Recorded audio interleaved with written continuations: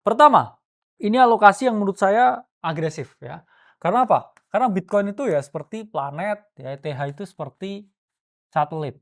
Kalau teman-teman punya keyakinan yang tinggi, oke, di market kripto, ya misalkan itu juga udah maksimal 30% dari teman-teman punya liquid capital, teman-teman punya duit 100 juta, maksimal oke 30 juta saya mau invest ke kripto. Ya ini bisa dengan formasi ya. 70% di BTC, 30% di Ethereum. Ya, ini adalah super agresif. Oke.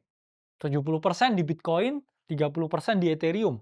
Berarti kamu tidak menyisakan room for error, kamu nggak punya cash buffer, ya. Kamu 70% Bitcoin, 30% Ethereum. Karena kamu percaya ya dengan tesis smart contract pertama yang diadopsi oleh institusi, ya.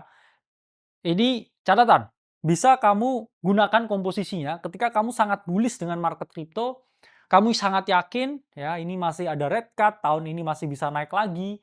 Ini ya, ini super super agresif. Cuman sekarang risikonya relatif tinggi. Kamu menerapkan komposisi ini ya dengan kita yang sudah mendekati ya penghujung siklus bull market. Nah, atau yang kedua ya, alokasi yang cukup moderate. Artinya apa? 70% itu bisa kamu di BTC, oke? Sementara 30% lain di stable coins, ya. Ini bisa USDT, USDC, ya, dan lain sebagainya. Ini moderate strategi. Artinya apa? Kamu hanya punya conviction ke Bitcoin dan itu nggak masalah. Karena apa? Ya kamu kalau tiap pagi nggak perlu lihat 10 aset yang lain. Kalau kamu punya 10 altcoin ya kamu harus lihatin ya altcoinnya. Tapi kalau kamu hanya punya strategi seperti ini 70% di Bitcoin ya kamu pagi oke, Bitcoin 107.000, oke, Bitcoin 110.000. Fokusnya di BTC. Nah, selanjutnya ya ini alokasi yang menurut saya kalau market itu berubah ya dari bull market ke bear market, ini alokasi yang ideal. Oke. 70% itu untuk stable coin. 30%-nya untuk BTC. Kenapa saya ya nggak ngebolehin ya ini safe OTW bear market nih. Kenapa saya nggak ngebolehin jual semua Bitcoin-nya?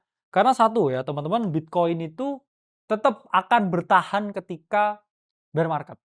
Kalau ada ya, kalau ada bear market, Bitcoin itu akan tetap bertahan. Saya pun nggak berani ngehold Ethereum ketika bear market. Sementara ya 70% USDT, USDC ya ini bisa kita utilize ya ketika bear market, entah itu untuk trading atau kita untuk staking, farming dan lain sebagainya itu bisa kita utilize di sini. Sementara kenapa kita nggak boleh jual ya semua Bitcoin selain dia akan bertahan di bull market? Pertama, takutnya ya ketika teman-teman melakukan trimming, nah market tiba-tiba naik lagi nih sebelum dia turun. Kamu takutnya di sini kalau nggak punya exposure sama sekali, kamu akan merasa FOMO ya. Tapi ketika di sini masih ada 30% sisa,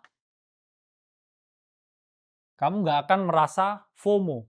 Dan ketika kamu masih punya 30%, ya ketika dia OTW turun, di sini kamu masih perhatiin asetmu.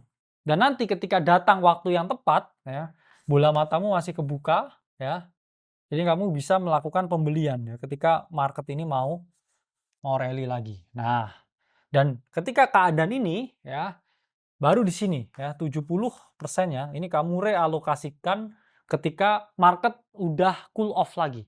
Cool off dalam artian udah ada parabolic race yang signifikan ya, terus kamu udah happy ya dan kamu lihat opportunity ya, buying opportunity. Oke. Ini adalah strategi yang aman.